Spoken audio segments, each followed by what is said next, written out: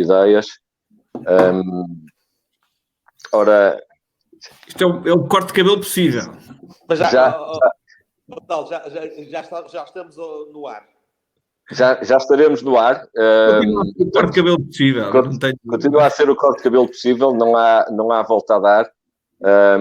Eu estou aqui a tentar perceber... Provavelmente não estamos no ar. Não, está aqui uma live, há 28 segundos. Já estaremos no ar na página da Porto Ideias. Eu estou a tentar ver o que se passa exatamente aqui. Mas a todos que estejam desse lado a assistir a esta conversa na página do Facebook da Porto Ideias, muito obrigado. Eu quero também começar por agradecer aos meus 3 convidados, Gonçalo Lobo Xavier, secretário-geral da APED, Associação Portuguesa... Diretor-geral. Diretor-geral, peço desculpa, há sempre uma falha nestes telepontos. Diretor-geral da APED, Associação Portuguesa de Empresas de Distribuição. Queria agradecer também ao Manuel Pinheiro, Presidente da Comissão Executiva da Comissão de Viticultura da região dos Vinhos Verdes. Acho que desta vez não me enganei. E agradecer ao Rafael Campos Pereira, Vice-Presidente Executivo da IMAP e Vice-Presidente da CIP. A ideia aqui destas conversas que nós na Porto Ideias resolvemos iniciar foi tentar discutir o país, tentar discutir aquilo que atravessamos, aquilo que vemos hoje em dia, cada um de nós confinado ao seu espaço. Eu confesso que estou no meu habitual local de trabalho, estou na Porto Ideias, onde tenho, apesar de ter toda a equipa a trabalhar já há mais de um mês em teletrabalho, estou aqui no local. Eu presumo que o Rafael também está no seu local de trabalho, que o Manuel Pinheiro também está no seu local de trabalho, o Gonçalo está a trabalhar no seu local de trabalho, exatamente. Era uma das coisas que nós falávamos aqui, é uma das grandes mudanças que eventualmente vamos discutir aqui também nesta troca e nesta conversa. Eu pedi a cada um que tivesse, da preparação destas conversas, que tivesse uma breve declaração inicial. Eu começava pela dita ordem alfabética, que é a forma mais protocolar de resolvermos estas questões, ainda por cima quando estamos entre 4 bons amigos. Gonçalo, o tempo é teu. O que é que podes deixar neste momento às pessoas que nos acompanham aqui nesta conversa? Bom, obrigado Carlos, obrigado à Porto Ideias, uma empresa que aliás conheço bastante bem e à qual já recorri bastantes vezes e recomendo. Faça publicidade. Não, eu estou no meu local de trabalho porque o meu local de trabalho agora é a casa onde eu estou e portanto, tenho ido ao escritório e vou regularmente ao escritório, mas tenho também a equipa toda da APED em teletrabalho e em segurança. E começava por aí. Eu acho que estes dois minutos e meio que me deste para arrancar com o debate, há uma coisa que eu tenho que destacar. E não é por no estrangeiro haver grandes parangonas a falar do milagre português, é porque eu sinto isso mesmo no dia-a-dia, de que os portugueses perceberam, enfim, aqui e ali com alguma dor e aqui e ali com maus exemplos, mas perceberam que tinham que tomar uma atitude relativamente drástica para suster algo que desconheciam. E se rapidamente perceberam que os casos, e sobretudo italiano e espanhol, com uma proliferação de contágios, era algo assustador, enquanto nós ao princípio olhávamos para a China como algo distante, parece-me que a mensagem foi bem recebida e eu não quero aqui dar grandes ossanas ao Governo ou à Direção-Geral de Saúde, mas quero sobretudo dizer que do que é dado a ver, não só até materializado nos números, mas os portugueses assimilaram bem esta necessidade de confinamento. Isto tem naturalmente riscos, tem efeitos na sociedade que se vão perdurar no tempo, Do ponto de vista económico, estou certo que quer o Manel, quer o Rafael vão falar disso com muita propriedade. Há aqui feridas que vão ser muito difíceis de cicatrizar, mas dito isto, tenho que demonstrar o meu espanto, por um lado, e a minha vénia para um comportamento que, mesmo com alguns maus exemplos, um comportamento que se revelou bastante equilibrado e que está a ter resultados. Agora, há uma provocação para os meus dois amigos. Agora há que pensar rapidamente em sairmos deste estado e ver para onde é que queremos ir e onde é que podemos ir. Há imensos casos, hoje mesmo, de outros Estados-membros que estão a abrir de forma faseada a sua economia. Eu acho que já estamos numa fase em Portugal que podemos pensar nisto, sendo certo que quer o Rafael, quer eu próprio, quer o Manel, estivemos em atividades que não fecharam, e isso também deve ser assinalável. Eu por um lado, 2/3 dos meus associados da APED, das empresas de distribuição, tiveram que fechar, o retalho especializado esteve que fechar, o retalho não alimentar não fechou, e esteve aí, como nós dizemos, a continuar a alimentar Portugal, mas há que pensar que nos próximos passos, para mantermos a economia viva e para sairmos daqui com o mínimo dano possível, se é que isso é possível. Mas, Gonçalo, é de facto o mínimo dano possível. Obrigado por esta tua primeira intervenção. Manel Pinheiro, tens os teus 2 minutos, 3, 4, aqueles que precisares.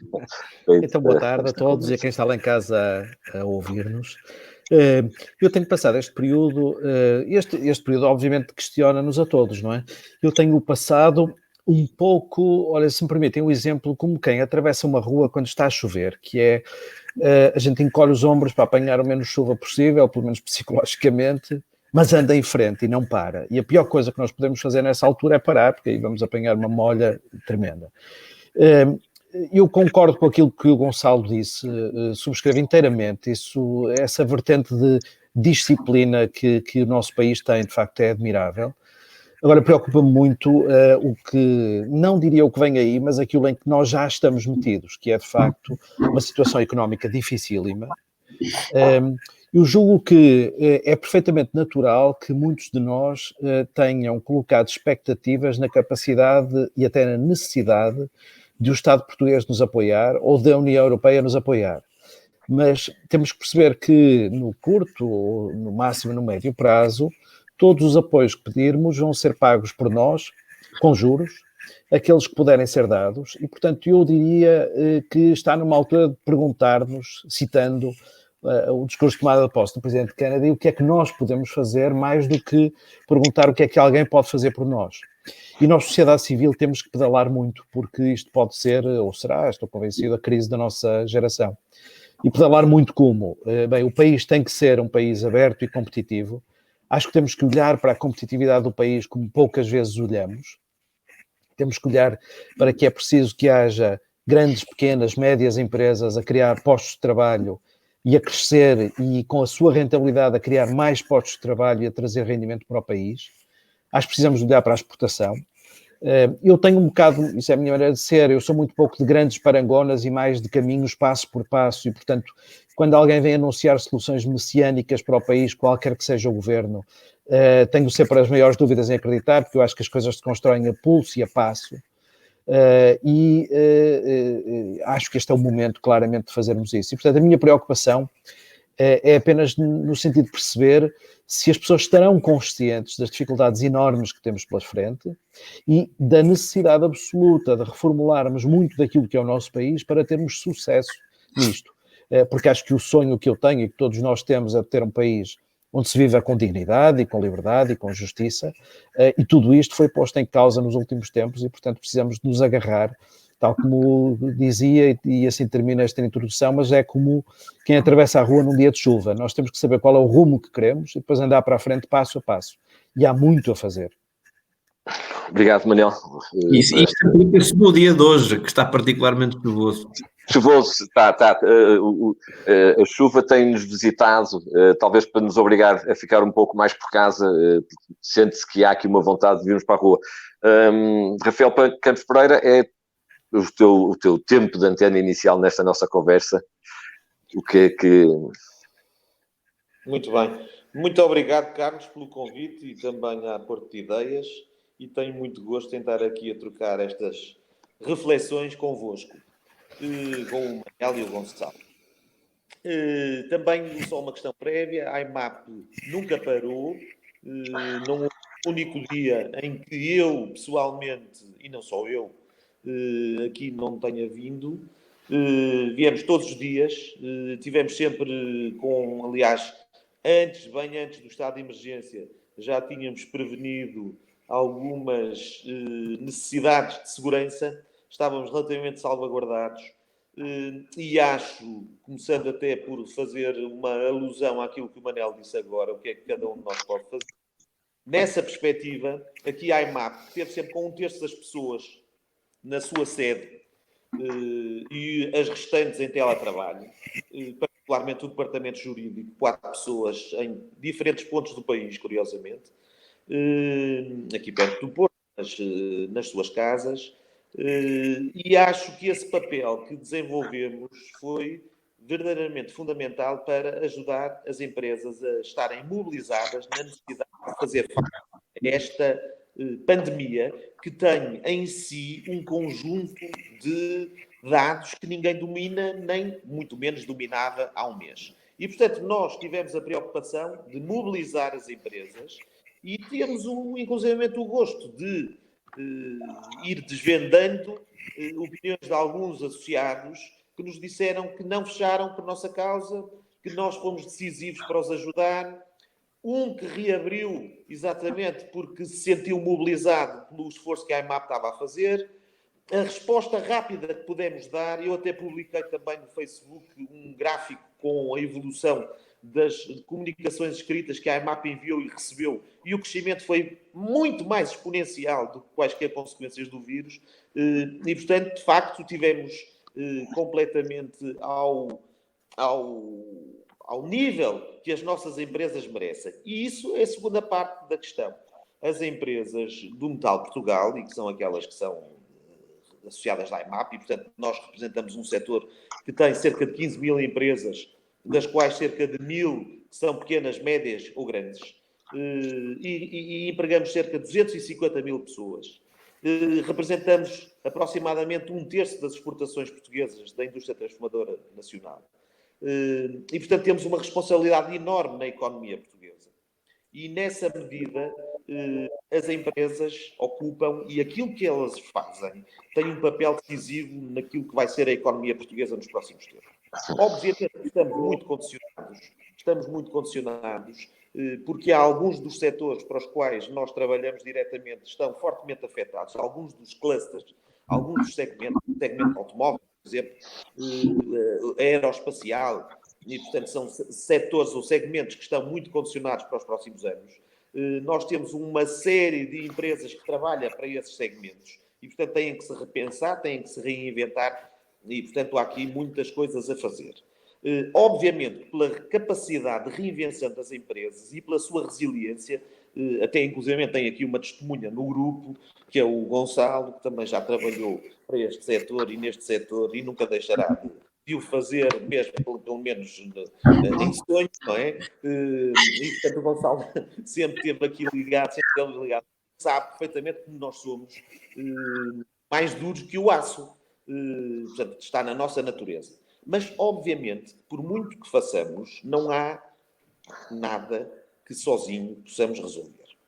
E isto, de facto, acho que é extraordinário, como há bons exemplos da sociedade civil e da economia e da iniciativa privada, que são decisivos na busca de soluções para todos os problemas, tanto os sanitários como agora os de economia, mas tenhamos a noção de que as soluções só poderão ser eficazes tendo em conta os que foram causados por toda esta situação, se houver uma resposta europeia e resposta de Estado. E não é... Europeia e... Como? Uma resposta europeia e... e a resposta de cada Estado. Não é pedir um direito à devolução daquilo que são os impostos pagos pelas empresas e pelos cidadãos. Inclusivamente... Tarda em acontecer, a resposta europeia. A resposta europeia e a resposta nacional. Já agora, só para concluir, há promessas de milhões, mas é o contrário de Vale Azevedo. Há promessas de milhões e há entregas de tostões.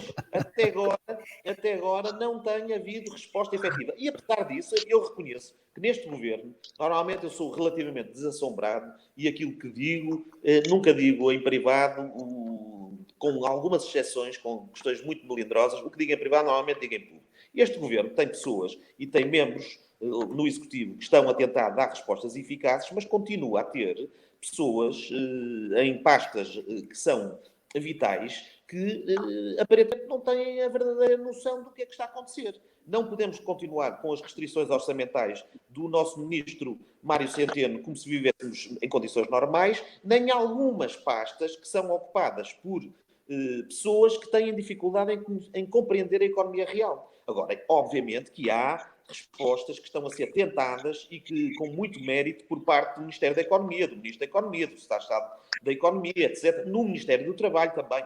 Mas, de facto, há uma dificuldade muito grande em compreender isto e em perceber, e eu agora acabo a minha primeira intervenção, em perceber de uma vez por todas que este problema que estamos a viver exige respostas não convencionais. Eu quando se falar, mesmo injeção de capital, sim, capital nas empresas. Não vamos acrescentar dívida à dívida.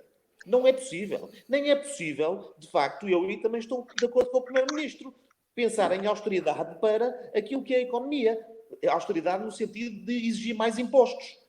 Não é possível. Têm que ser encontradas respostas globais não convencionais. Dívida eterna, chamem-lhe o que quiserem, mas tem que ser, isto por parte dos Estados, obviamente, mas têm que ser encontradas respostas não convencionais. Esta é a minha perspectiva. Porque senão, há alguns setores, alguns clusters que são absolutamente determinantes para o crescimento que nos próximos tempos vão estar parados. A globalização, o turismo está fortemente afetado. A indústria aeroespacial, que movimenta milhares de milhões, está muito limitada, e a indústria automóvel, que é a principal alavanca da economia nos últimos anos, assim tem sido, eu perguntaria quem é que está a pensar em comprar um carro nos próximos meses.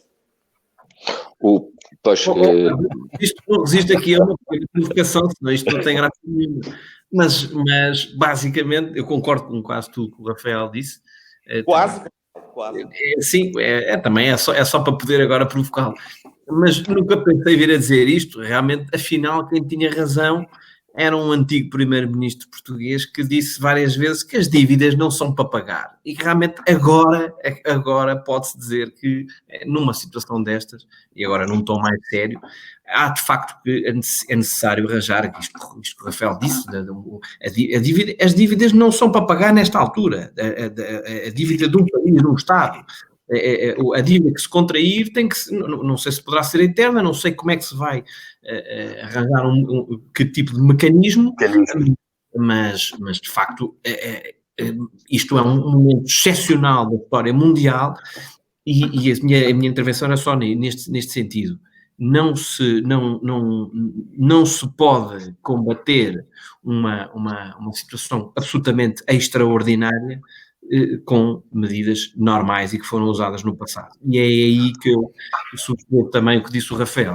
A Europa tarda em responder, quer responder de forma convencional a um assunto que tem tudo menos de convencional. Manel, acho quase 50 pessoas que nos estão a ouvir lá fora. Queria confessar, quebrar aqui o sigilo, que nós combinamos 60, que nós combinamos que íamos discordar. Eu não sabia que íamos discordar tão cedo. Eu tenho lembrado tanto da história da cigarra e da formiga, porque realmente, quer dizer, eu sinceramente acho que Portugal não tem uma capacidade de endividamento que vá mais longe do que já levou. E mais, eu lembro-me sempre do Dr. Fernando Henrique, quando se dizia que vai haver mais austeridade, eu perguntava, e aguenta? E ele respondia, aguenta. E nós vamos aguentar com mais austeridade, eu não tenho dúvida nenhuma.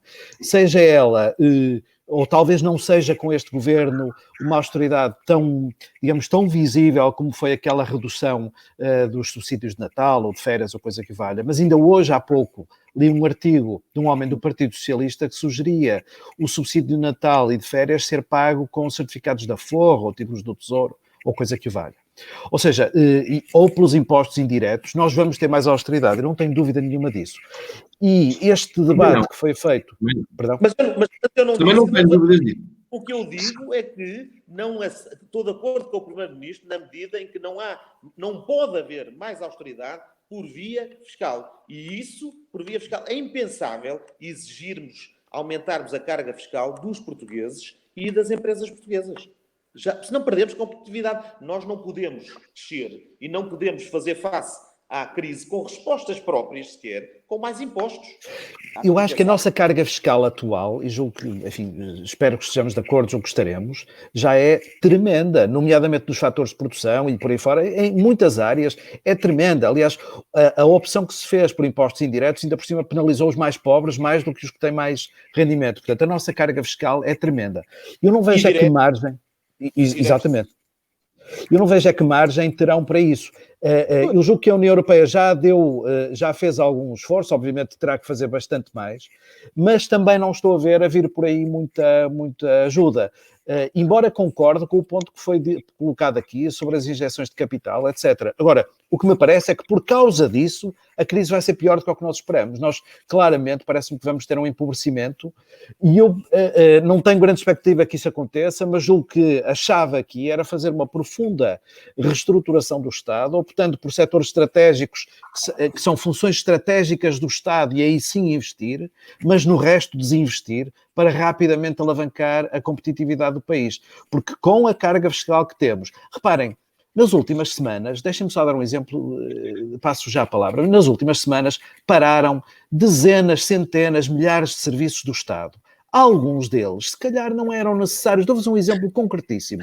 Era preciso até aqui um sistema de licenciamento que envolvia não sei quantos papéis para um restaurante poder fazer a entrega das refeições. Isso parou porque estamos em crise. Alguém sente falta desse sistema de licenciamento? Ou seja, claro. Será que não estamos na altura de reduzir imensa coisa que foram gorduras que se foram adicionando e que se calhar podem libertar muito mais o funcionamento das empresas, ajudar a criar postos de trabalho? Eu via debates, com toda a sinceridade, aqui há uns tempos atrás, sobre questões que eram tidas como muito fundamentais, mas que agora, olhando à necessidade de criar postos de trabalho, os vejo com muita dificuldade.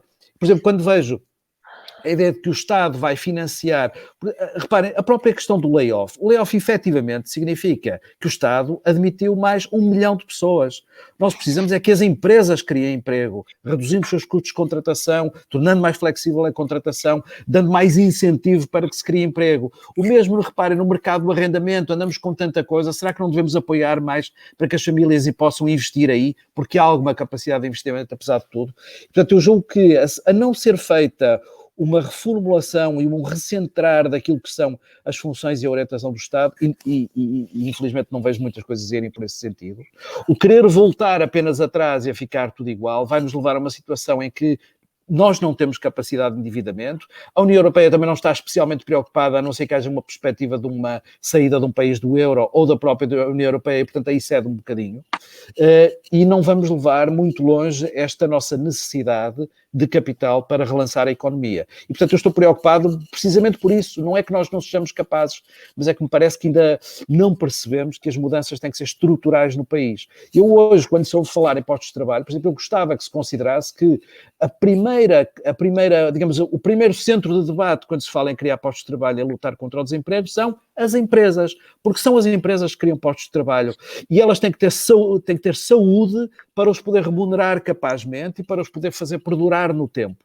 E não vejo que isso esteja na frente da agenda, e isso preocupa-me muito. Quem diz empresas, diz as associações, as cooperativas, o setor social, portanto, todo este setor da sociedade civil. Posso deixar... Claro. Eu deixo já o Gonçalo. Eu acho que nada do que acabou de dizer eu discordo. Portanto, a questão de discordar é exatamente aquilo que eu estava a dizer. Pelo contrário. Ou melhor, vem na sequência daquilo que eu estou a dizer. E do que o Gonçalo também disse. Mas não tenhamos dúvidas. a dimensão de Portugal, em primeiro lugar, é uma questão prévia que temos que assumir. Não é com este governo, de acordo com aquilo que é a sua prática e de acordo com aquilo que é a sua clientela eleitoral, que se vai fazer qualquer reforma do Estado. Isso não há hipótese nenhuma. Agora, que ela é urgente, na minha perspectiva, é. Mas que temos alguma expectativa e alguma ilusão de que isso vai ser feito. Não é. Não é assim. Nunca foi e, portanto, também não será desta vez. A única vez que aconteceu foi o tal primeiro-ministro que o Gonçalo citou, que dizia, tinha um conceito peculiar de como é que se pagam as dívidas, mas relativamente esse primeiro-ministro fê-lo por necessidade absoluta, quando já não tinha dinheiro para pagar nem aos polícias nem aos professores. E, portanto, aí aconteceu. De resto, não é possível e não acontecerá. Nunca. Agora, atenção que eu tenho que pôr isto porque começou a assinalar que a bateria está fraca. Eu vou aproveitar. Posso aproveitar? Posso? Não. Sim, força. Só para dizer duas coisas, enfim. O que o Manel disse, reparem, o que o Manel disse poderia ter sido dito há 2 meses atrás, sem Covid, sem cenário Covid. O repensar o Estado, o repensar as empresas, o estimular a economia de mercado, todos estes conceitos que o Manel disse e defende, que são exatamente os que eu defendo e julgo que o Rafael também defenderá, até melhor do que eu, é algo que devia estar na agenda, se quiserem, na agenda política de qualquer país que quer crescer e que quer ter uma economia moderna. Agora, neste estado de exceção, de facto, o Manel não tem ilusões. As empresas estão todas, e do meu setor também, estão todas a repensar esta questão de termos mandado milhões de pessoas para casa, tem aspectos perversos e que preocupam. É que, meus amigos, isto é doloroso, mas eu prefiro ver isto como uma oportunidade de crescimento. Mas há muitas empresas que se vão dar conta de que se calhar não precisavam daquelas pessoas todas no escritório todos os dias. Esse paradigma vai mudar para sempre nas nossas vidas.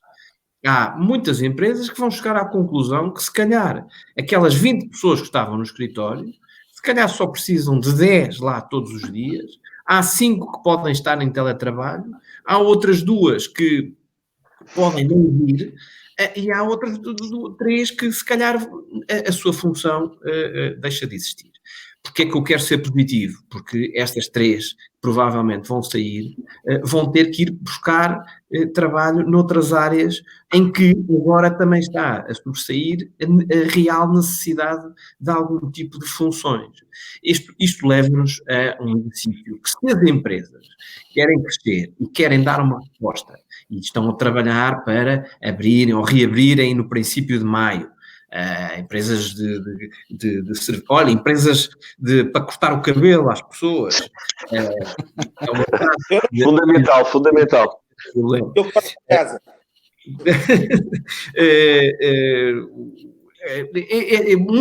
Há muitas outras áreas de negócio que precisam agora de um boost para rapidamente reanimar.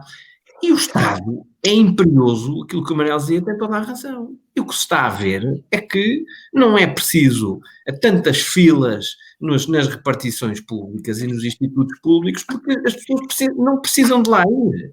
Há, objetivamente, formas de facilitar.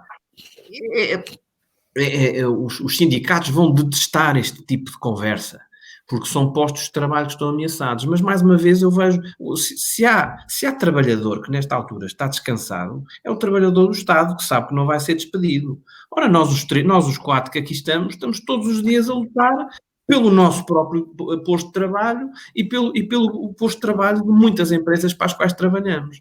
E, portanto, é imperioso que o Estado repense as suas prioridades e aloca os recursos como deve ser. E eu acho que isto vai ser bem percebido, e bem percebido pelos próprios cidadãos, que vão ser mais exigentes. Mas termino só este ponto com isto, com a questão europeia.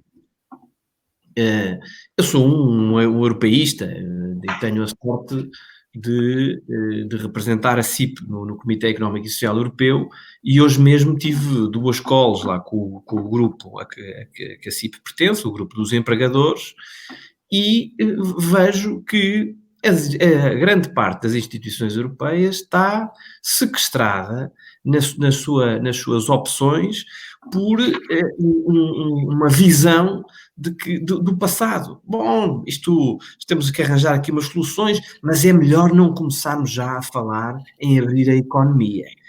Isto pode ser mal interpretado. Não defendo isto. Defendo que tem que haver, naturalmente, medidas que protejam os cidadãos e que protejam as pessoas, mas que não podemos aguentar muito mais tempo sem abrir paulatinamente a economia e os serviços, até, e agora contra mim falo, até pela saúde mental das pessoas.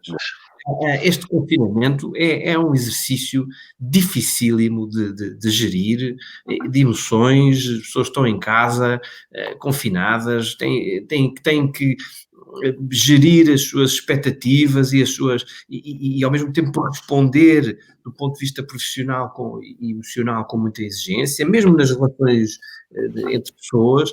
Tudo isto é muito exigente e, portanto, não podemos, o ponto é este, não podemos ficar reféns de hesitações. O tempo é para atuar e dentro do bom senso, e é isto que me custa ver que a Europa como um todo não consegue fazer isso. Temos várias experiências de países que hoje estão a abrir, a República Checa, a Eslovénia, Malta. Sabem quantos casos de morte, quantas pessoas morreram em Malta?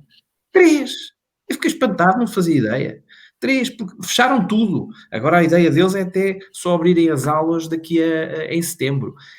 Quer dizer, temos que Malta é mais ou menos do tamanho da freguesia de Setúbal, portanto também não há... Mas com certeza, está bem? Mas já quantas pessoas morreram em Setúbal?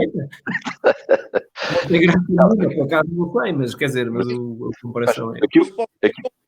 Posso só voltar antes de Claro que sim, Rafael.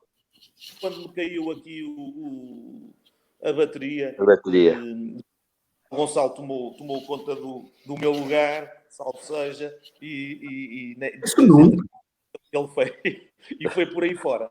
Não, mas eu só queria sublinhar. Obviamente que isto é fundamental, que a iniciativa privada, a resposta tem que estar na iniciativa privada. Mas, para além disso, temos de exigir da parte do Estado aquilo que é o cumprimento das suas obrigações. E, além disso, da Europa, aquilo que são as suas obrigações. É que não, é uma inevitabilidade. Se não houver uma resposta concertada, pode ser nos termos que hoje o primeiro-ministro italiano e o primeiro-ministro espanhol exigiram. Um exigiu 1,5 bilhões, mas estamos a falar em bilhões, não são milhares de milhões, são bilhões. E o outro 1 bilhão. Portanto, estamos a falar de respostas muito mais musculadas e estruturadas. Agora, de facto, se não se pensar em soluções não convencionais, nós não vamos encontrar resposta para um problema que não é minimamente típico, que é completamente atípico e que é não convencional ele próprio. Quanto à questão, e agora passando também aquilo que disse o Gonçalo, a abertura da economia, também não há soluções, nem há receitas. Os suecos estão, neste momento, também na fase de planalto, não é? Como dizem. E já descendente. Os suecos nunca fecharam a economia e nunca fecharam a escola. Nunca fecharam as escolas e agora o que eles dizem é que têm grande parte da população imunizada e na segunda vaga que virá no próximo inverno eles vão ter uma resposta muitíssimo melhor que os restantes países. E, portanto, não sei, o futuro dirá se assim é. Taiwan começou a rir, também não fechou a economia. A Coreia do Sul não fechou a economia. Há uma série de propostas que têm sido apresentadas. Eu próprio subscrevi uma carta ao Presidente da República e ao Primeiro-Ministro e ao Presidente da Assembleia da República, em conjunto com mais algumas pessoas, a propor. Nunca me passou pela cabeça eu que liberal me confesso, nunca me passou pela cabeça entender um contexto em que se pode eventualmente andar a ver quem é que está infectado ou não, mas de facto há valores que são neste momento que não podem ser minimamente negligenciados, sob pena disto ser uma catástrofe. E, portanto, nós temos que responder rapidamente. A economia tem de abrir, porque isto não é uma questão dualista, economia, saúde. Pelo contrário, quando se fala na necessidade, na indispensabilidade da economia reabrir, estamos a falar, em primeiro lugar, em questões de saúde. Em primeiro lugar, por causa das consequências que emergem da economia estar desta forma condicionada. Porque vai haver, seguramente, problemas muito mais graves que também afetam a saúde das pessoas. Fome, más condições, suicídios, etc, etc. E, além disso, também é mais do que evidente, e acho que isso também está mais do que claro, que, em nome da necessidade de se concentrar os esforços todos no combate a esta pandemia, estão Rafael teve aqui uma... Peço desculpa, estão a ser negligenciadas. Outra vez entrou aqui... Não me estão a ouvir, para não? Sim, senhor. Estamos. Sim? Estamos. Estão a ouvir ou não? Estamos. O som está um bocado metálico. Eu é que não vos ouço, mas eu depois trato disto. Estão a ser negligenciadas uma série de... Estou no ar ou não estou? Estás no ar. Estão a ser negligenciadas uma série de outras questões. Eu daqui a bocado saio outra vez e volto a entrar para ver se depois consigo estar simultaneamente aqui dentro mesmo da discussão. Estão a ser negligenciadas a resposta a outras doenças. Há exames que não são feitos, há doenças oncológicas que não são prevenidas, há questões cardiovasculares que não são prevenidas, há uma série de outras doenças. As pessoas, pura e simplesmente, não se vão vacinar, não vão fazer exames, têm que ir à urgência e não vão. E isto vai ter consequências em termos de saúde que também são altamente preocupantes. Não podemos encarar isto só como uma questão dualista, economia versus saúde. Pelo contrário, temos que ver isto de uma vez só e, de facto, não, a sociedade, a economia e a saúde pública não aguentam mais esta situação de confinamento forçado de uma parte substancial da população portuguesa. E agora, se não se importam, vou sair e regresso já outra vez. Regressa já. Porque eu está bem? Força, Manuel. Carlos, deixa-me juntar aqui 2 ou 3 apontamentos.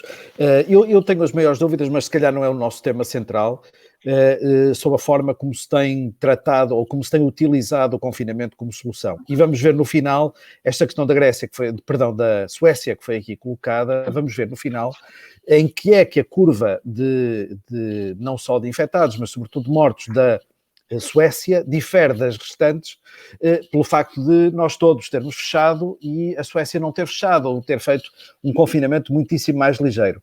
Espero que não cheguemos à conclusão de que a diferença não é grande, ou seja, de que nós criamos centenas de milhares de desempregados e depois, afinal, os suecos fizeram por uma via diferente, com muito menos sofrimento e chegaram aos mesmos resultados. Mas Manel, vamos ver. Com outra saúde, com outro sistema de saúde, com outros hospitais, com outra tecnologia. Certo, enfim, julgo que é cedo para tirarmos conclusões. Eu, quando vejo hoje, por exemplo, e julgo que há aqui muita informação crítica. Por exemplo, eu vejo permanentemente noticiadas os ventiladores que chegam e não chegam, o barco não chegou, vem para a semana e não sei o quê. E depois não vejo noticiado que a utilização em Portugal efetiva dos ventiladores que temos é baixíssima, está abaixo de metade. Ou seja, nós efetivamente estamos todos nervosíssimos porque não chegam os ventiladores, mas não nos damos conta de que os que temos, o parque que temos está com uma utilização relativamente baixa. Mas eu centraria, e se me permitem, para terminar, na questão económica. Por um lado, 2 apontamentos. Por um lado, acho curioso tantos líderes europeus falarem na necessidade de se investir mais e estarem a fazer uma ginástica enorme para não dar como exemplo o governo norte-americano, que está a investir muito mais do que nós. Então, quando vejo o primeiro-ministro espanhol e os seus aliados fazerem exigências maiores, mas depois não conseguem dar o exemplo que eles querem, que é o exemplo norte-americano, que efetivamente está a investir muito mais, custa-me um bocadinho a perceber esse argumento. Agora, claramente, a abertura parece-me absolutamente inultrapassável, que é da maior urgência. É urgência por uma questão de saúde pública, falou-se aqui, só não se falou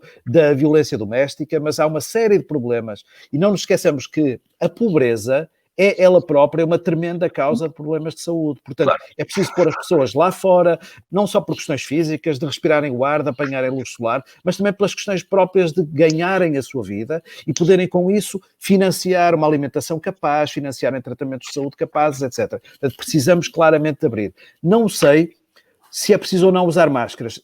Tenho a ideia de que sim, enfim, pelo que vou lendo, mas não sei se é ou não. Agora, claramente nós precisamos de identificar alguns setores da população ou da economia que possam ter que ser mais protegidos, mas o resto é preciso tomar as medidas de precaução, garantir afastamento e ir lá para fora, trabalhar. Completamente. É isso tudo. Tenho poucas dúvidas sobre a utilização de máscaras. Eu acho que tem que se ir para a rua com máscaras. Tenho tido muita literatura e muita informação e tenho estado em contato com muitos médicos. Há um médico notável. E essa máscara não está a proteger a si, está a proteger os outros de si. Rafael, eu tenho uma, vou personalizar agora como eu sou ministro, tenho que a personalizar. Hoje ao final do dia prometo. Quer dizer, a utilização de máscaras parece-me fundamental e parece-me interessante também o movimento que está a assistir em Portugal, de reconfiguração de muitas empresas para fazerem máscaras enquanto dispositivo médico e também para fazerem máscaras reutilizáveis. Enfim, acho isso muito, muito interessante, desde que sejam cumpridos os parâmetros e as normas que aparentemente estão a ser estudados. Agora, não se pode também, e uma das questões que a APED fala muito, não se pode também abrir a economia sem que as pessoas percebam. Esta brincadeira que eu fiz a responder ao Rafael, a máscara não nos protege a nós, protege os outros de nós, e a máscara do outro está-me a proteger Claro. E protege, eu acho que também protege os dois. Eu acho que protege os dois. Quer dizer que no final, como agora se diz, no final do dia, sim.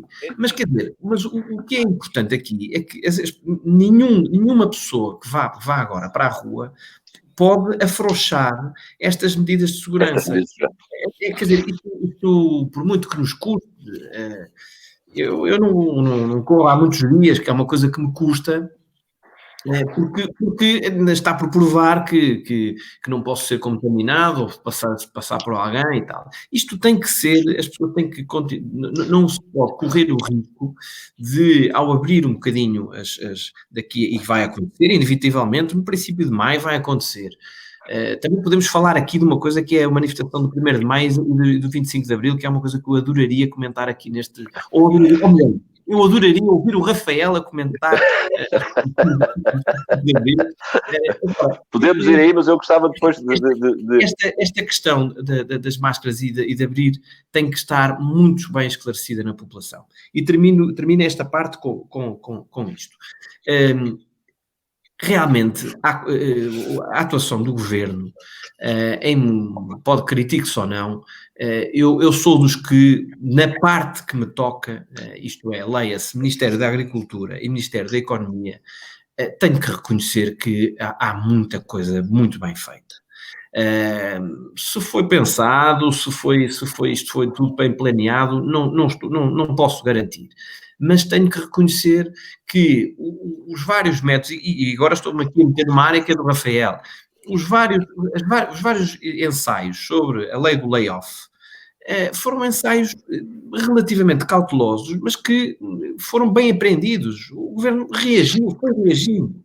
Há outras coisas que estão por resolver, a questão no comércio e a questão das rendas, é algo que podia ter sido feito melhor, mas cabe também aqui, e agora vou citar o que o Manel disse, quer dizer, nós também temos que ter, enquanto iniciativa privada, a responsabilidade de dar respostas e de indicar caminhos, e isso, enfim, modéstia à parte, estamos aqui os quatro pessoas que de facto têm indicado caminhos e estamos aqui a trabalhar para que algo mude e para que não fique tudo na mesma.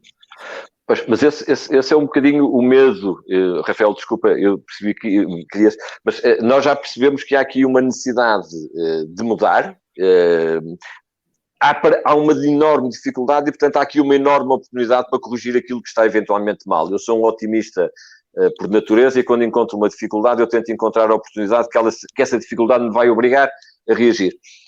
A Europa, pelos vistos, não está a querer reagir ou está a tentar com os mesmos remédios de sempre. Foi aquilo que se percebeu. Será que no final vamos ter um bocadinho aquela lógica que era muitas vezes aplicada no futebol, são 11 contra 11 e vai ganhar a Alemanha? Ou neste caso vai ganhar a China? Porque as medidas que a Alemanha está a incutir ou está a pôr na economia deles são completamente diferentes daquelas que nós... E, portanto, a capacidade de reação deles é muito maior, não é? E a China está a vender e a comprar empresas na Europa. Será que vamos iniciar uma reindustrialização de Portugal e da Europa?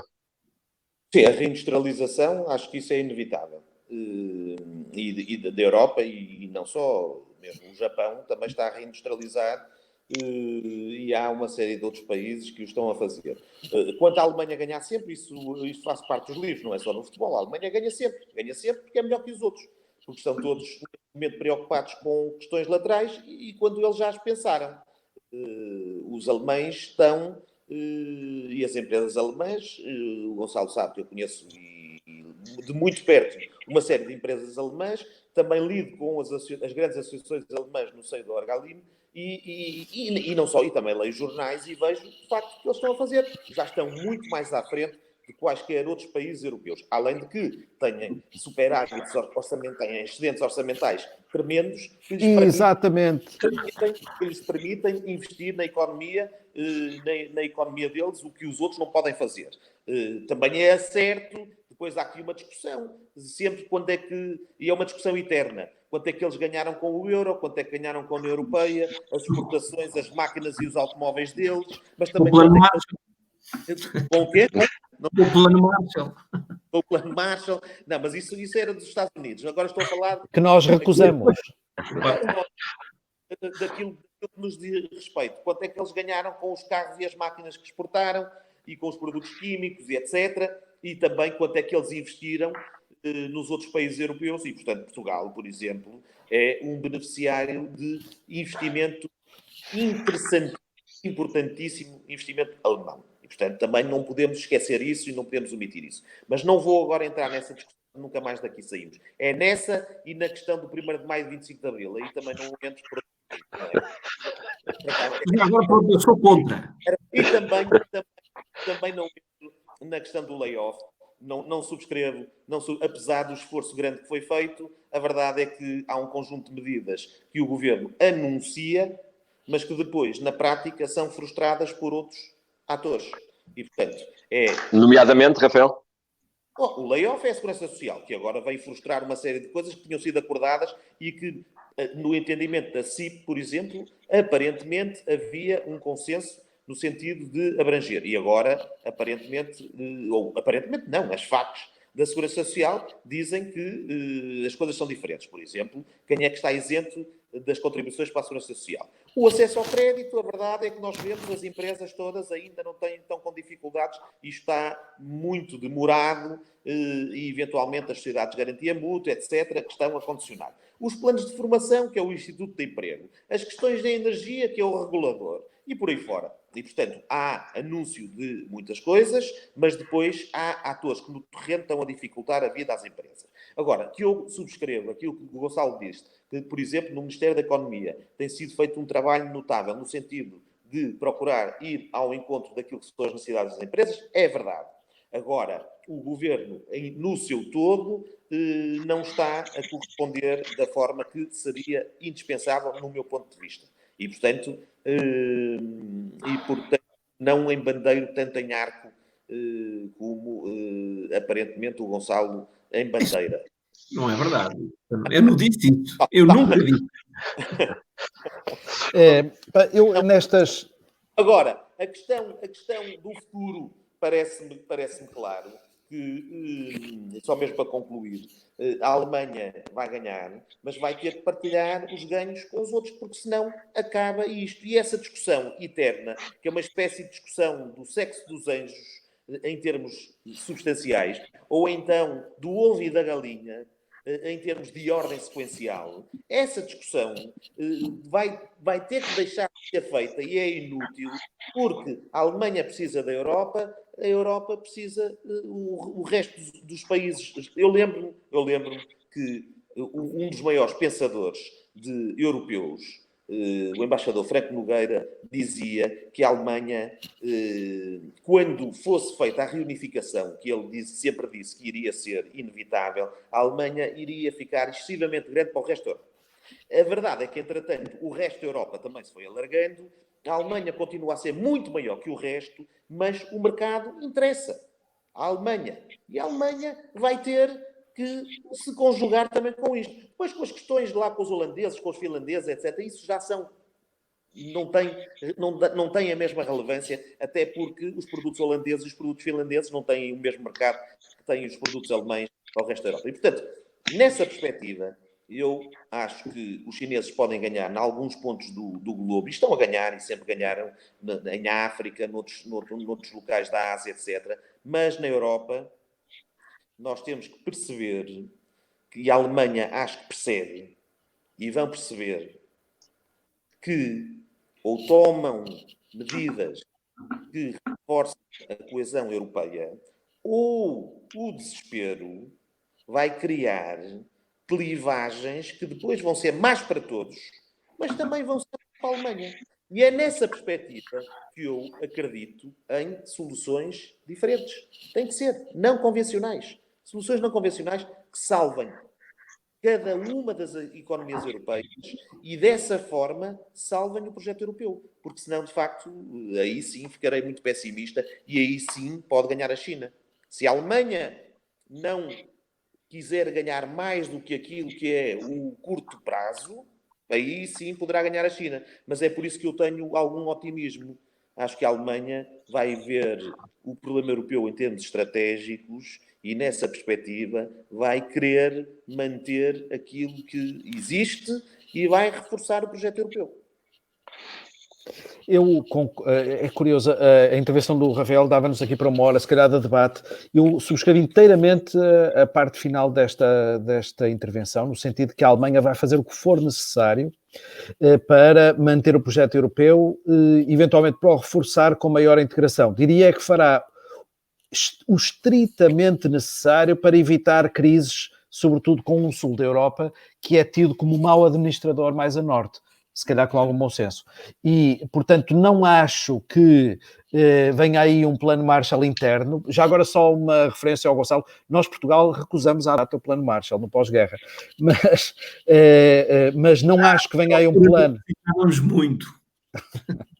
Não acho que venha aí um plano tão generoso, porque virá apenas o necessário para evitar essa crise de que o Gonçalo fala. Também acho que se repararmos, os norte-americanos caem brutalmente nas crises. Aliás, os números de desemprego dos Estados Unidos são impressionantes, mas saem sempre delas muito mais depressa do que nós, porque têm uma economia muito mais flexível. Se calhar devíamos... Trabalha flexível. Mas nós sabemos os números dos desempregados nos Estados Unidos e sabemos os números dos desempregados na Europa.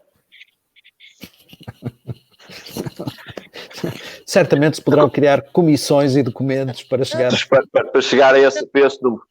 Eu não tenho simpatia nenhuma pela administração Trump. Não tenho. Mas os mídias... Esses existem, Rafael. Existem. São superiores, Gonçalo. Só que o que acontece é que nós temos, em alguns países europeus, que têm... Eu sei que quando os números existiam, 12 milhões nos Estados Unidos, agora parece que são 23. Mas quando havia 12 milhões nos Estados Unidos, estávamos a falar já entre 15 a 17 milhões na Europa. Agora, evidentemente que isto inclui aquilo que é o chamado desemprego parcial, que é uma figura que existe em França e em outros países, em que se vai para o subdesemprego e uma parte fica a ser paga pela empresa. Mas são figuras de desemprego diferentes, mas a verdade é que os mídias estão sempre prontos para para falar em todas as tragédias que se passam do outro lado. Eu, de facto, também vivo muito melhor com o mal deles do que com o nosso Até porque os Estados Unidos, em muitas matérias, com esta administração, mas também já com a administração Obama um pouco, deixaram de ser o aliado incondicional que eram e que durante décadas foram aliado incondicional da Europa. Mas já na administração Obama houve alguma viragem para o Pacífico. Agora, com o Trump, não uma viragem para o Pacífico nem para o Atlântico. É sobre si mesmo, é a América em primeiro lugar, a América outra vez grande, e é só isso que se quer fazer. Mas a verdade é que a Europa também tem um número de desempregados grandes, com essa agravante e essa dificuldade que o Manel estava a referir. É que os americanos, para o mal e para o bem, têm um mercado de trabalho muito mais flexível e, portanto, da mesma forma que fazem cessar os contratos de trabalho, também criam um emprego muito mais rapidamente do que nós. Isso é verdade. Eu só juntaria aqui um ponto muito breve. Eu acho que nós nos vamos ter que confrontar novamente com a insustentabilidade das contas públicas portuguesas. É a quarta vez na nossa geração e estou convencido que isso vai acontecer. De uma forma mais ou menos escamoteada, quer dizer, se calhar não vamos ter uma intervenção com uma troika, vamos ter um sistema...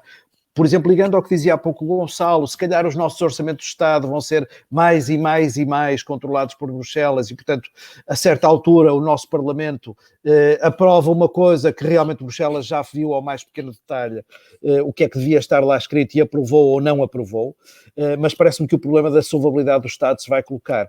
E eu gostava de ver uma noção que me parece que existe pouco, que é de nós termos orgulho na competitividade do nosso Estado. Por exemplo, eu vejo de ser tabelado... E nos nossos serviços, etc, etc. Também exatamente.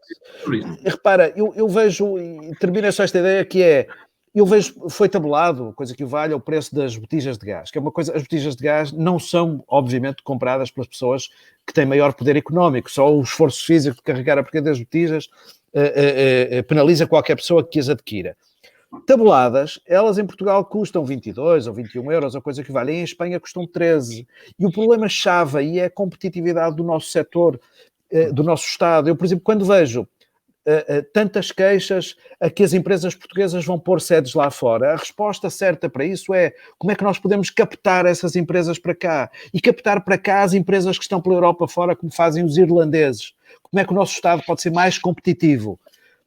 E parece que nos falta esta ambição. Nós puxamos para baixo. Há aquela anedota, jogo que toda a gente conhece, o fulano, desculpem aqui o off-topic, mas o fulano que está a pescar os caranguejos e põe os caranguejos num balde que é assim aberto e dizem, mas os caranguejos vão fugir. Diz ele, não fogem, que são caranguejos portugueses. Quando um fugir, os outros puxam-no para baixo. E nós temos que ser o oposto, não é? Porque nós... Há 500 anos atrás éramos o oposto e nós somos iguais geneticamente àquela gente que foi daqui à Índia e que não tinha meios e que não tinha internet e não tinha nada. E, portanto, esta ambição de ter um Estado que seja mais competitivo para poder cumprir melhor as suas funções base, o problema dos incêndios, com o qual nos vamos debater daqui a 2 ou 3 meses. Estava só a dizer mais, estou totalmente de acordo e não quero de maneira nenhuma interromper, mas já interrompi. Mas acho que já tinhas concluído.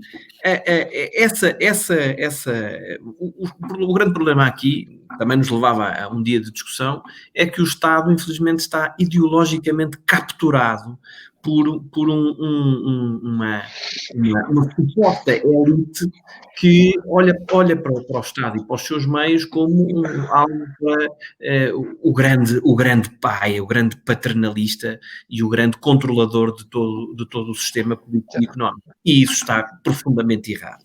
Eu não serei tão liberal como o Rafael, mas olho para isto mais uma vez com oportunidade e com algum otimismo.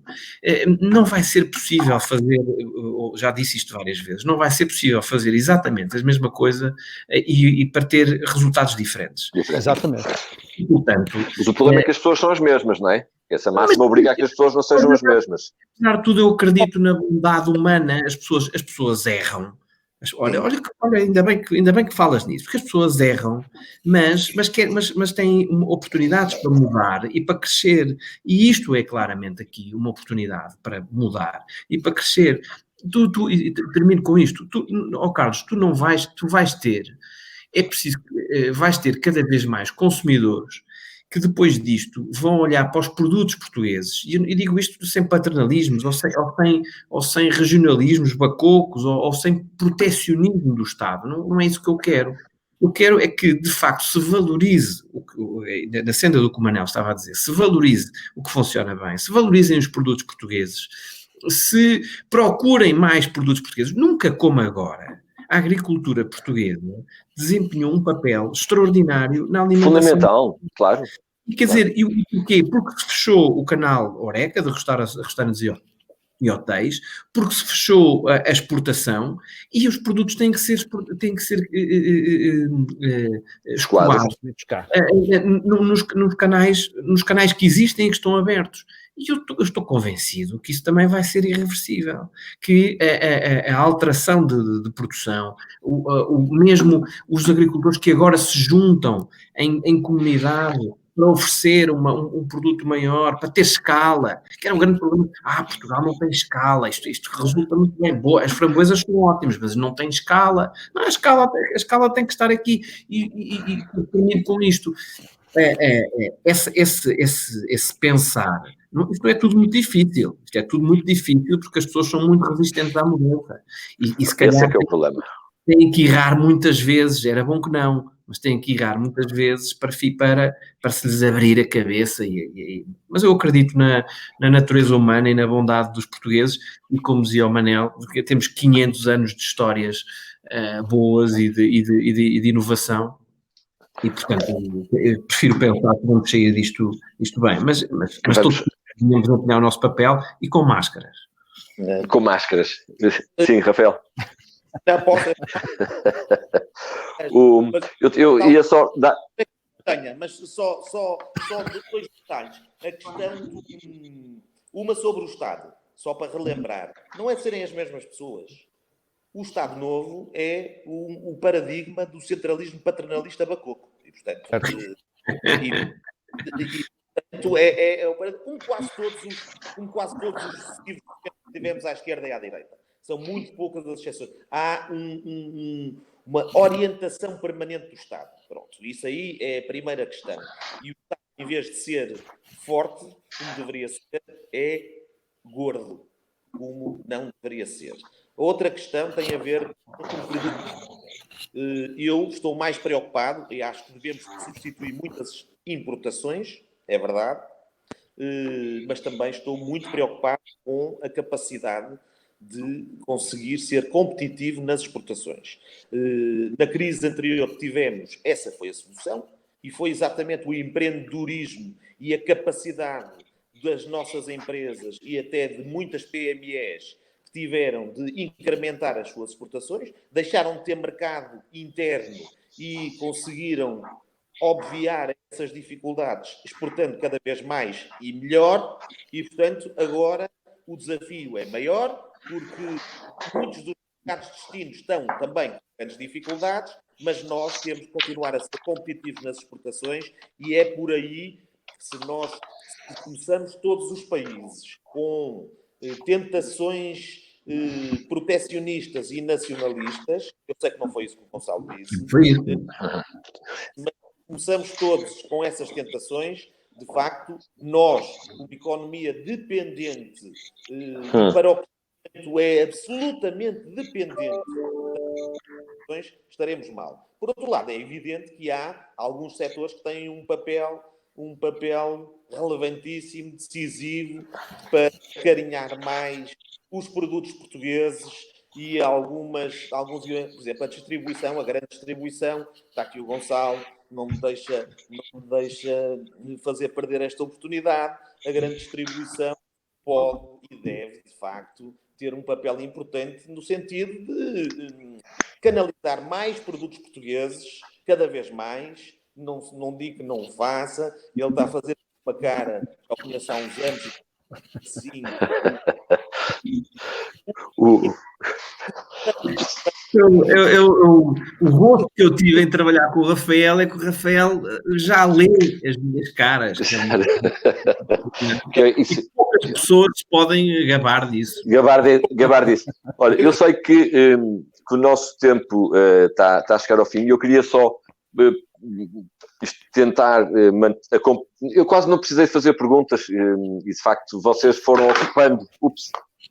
peço desculpa que houve aqui uma queda. Não resisto a dizer isto, nós temos aqui este private chat, eu queria saudar todos, eu espero que o Carlos nos dê 1 minuto a cada um para a nota final. Não, vou dar 1 minuto a cada. Porque, de facto, 4 pessoas, enfim, pronto, 3 pessoas de categoria e um rapazinho... Deixaste-me de fora porquê, Gonçalo?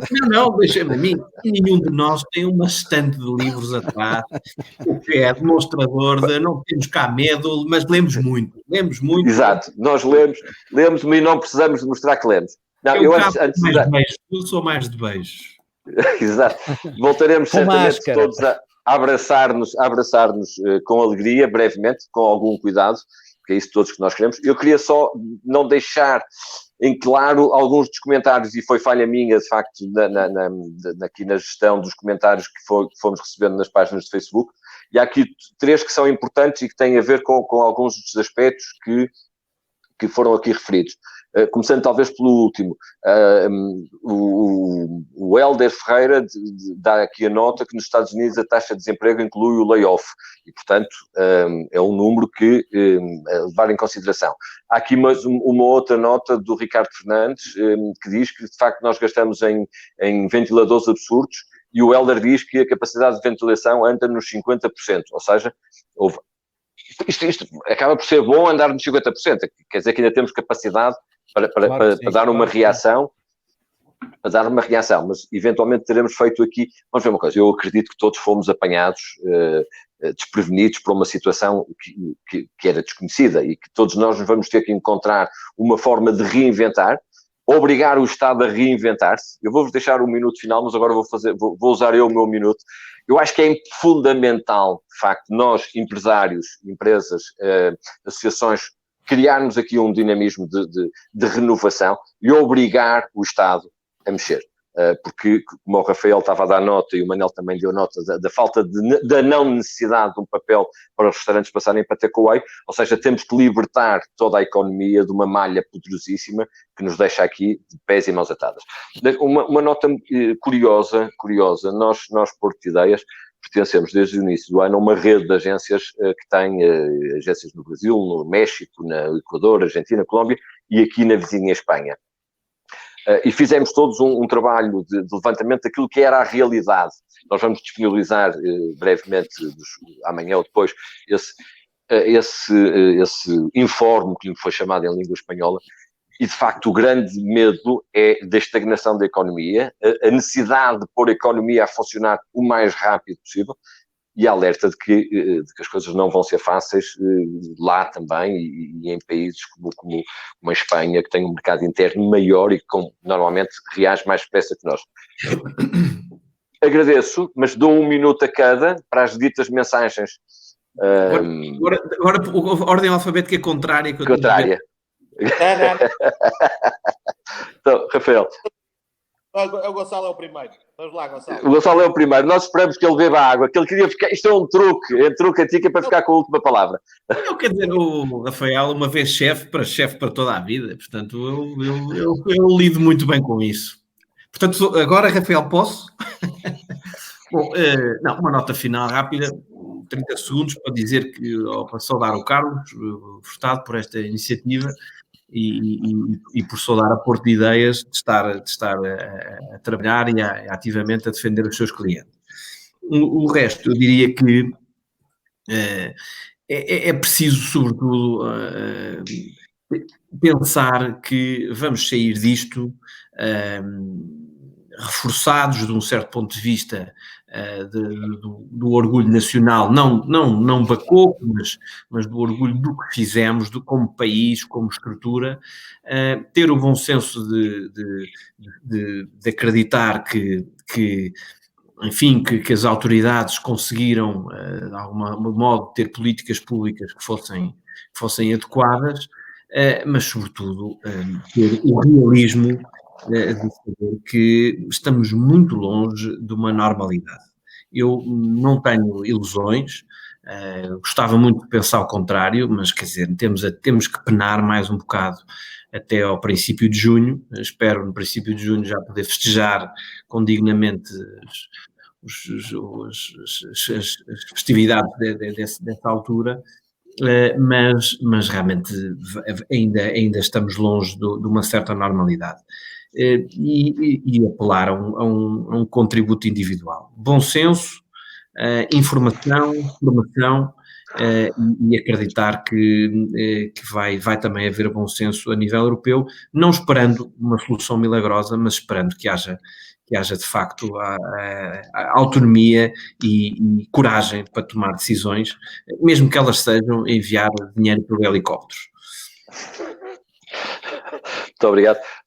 Manel, esta ordem, 3 põe-te sempre no meio. E, portanto... Estou bem acompanhado, portanto estou bem. Em primeiro lugar, obrigado, Carlos, e cumprimento aos colegas do painel e a toda a gente que está lá em casa. Brevemente, em primeiro lugar, uma palavra de confiança. Eu julgo que nós já vemos claramente a luz ao fundo do túnel e não é o comboio que vem na nossa direção, é mesmo a saída deste período mais difícil e, portanto, acho que devemos ter confiança que gradualmente, e o Gonçalo aqui pôs esse ponto da gradualidade muito bem em cima da mesa, gradualmente vamos sair disto. O dia em que terminar o estado de emergência será apenas mais um passo, mas não será o último e outros virão. E, portanto, uma palavra de confiança, porque nós estamos claramente no caminho certo. O segundo, uma palavra de responsabilidade, porque nós precisamos de reconstruir o país.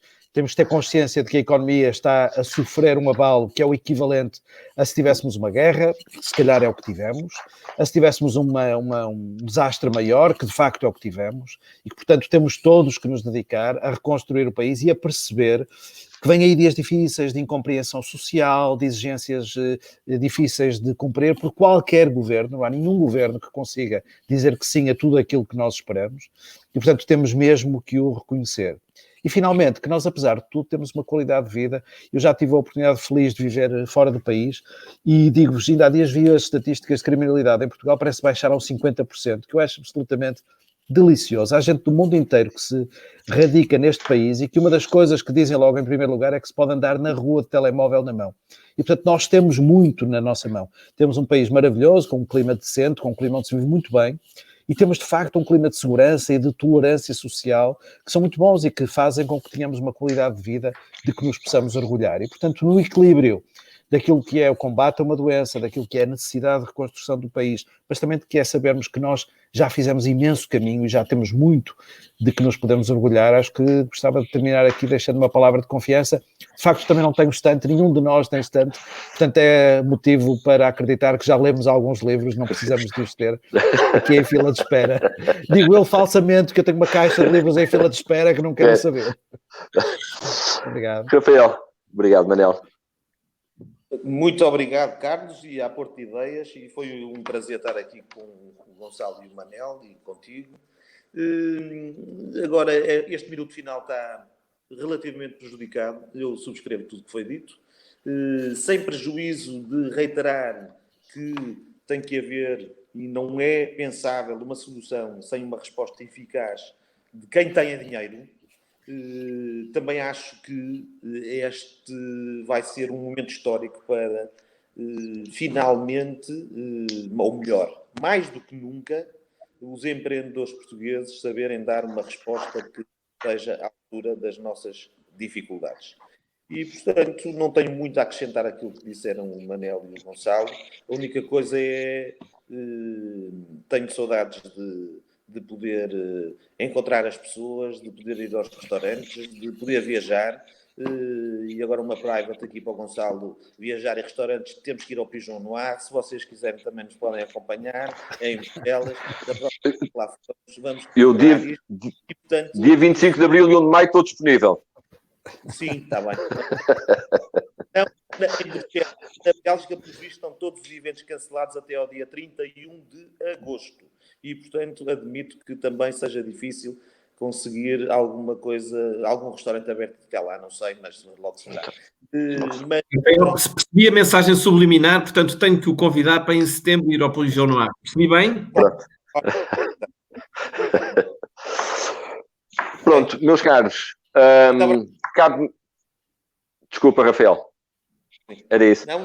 Agradecer uma vez mais ao Gonçalo, ao Manel e ao Rafael, de facto, terem aceito o nosso convite para esta primeira conversa da Porto de Ideias.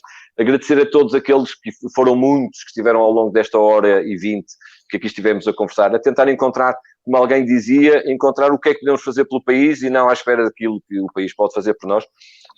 Somos pessoas que estamos habituados a liderar e a movimentar e, portanto, temos estado no desafio sempre diário de tentar fazer algo diferente. Dar nota já agora de que amanhã terei uma nova conversa aqui na página do Facebook da Porto Ideias, a um horário diferente, será às 11 da manhã. Terei como meus convidados o Pedro Pimentel, da Centro Marca, o Pedro Teixeira, da Continental Pneus de Portugal, e o Vítor Hugo Gonçalves, da Águas de Monchique. Procuraremos uma vez mais encontrar os caminhos a dar para este nosso Portugal. Muito obrigado aos três. Podemos passar para o nosso private para ver os livros que temos para trocar. A todos que estiveram aí desse lado, muito, muito obrigado. Até logo. Obrigado, Carlos. Obrigado a todos. Obrigado.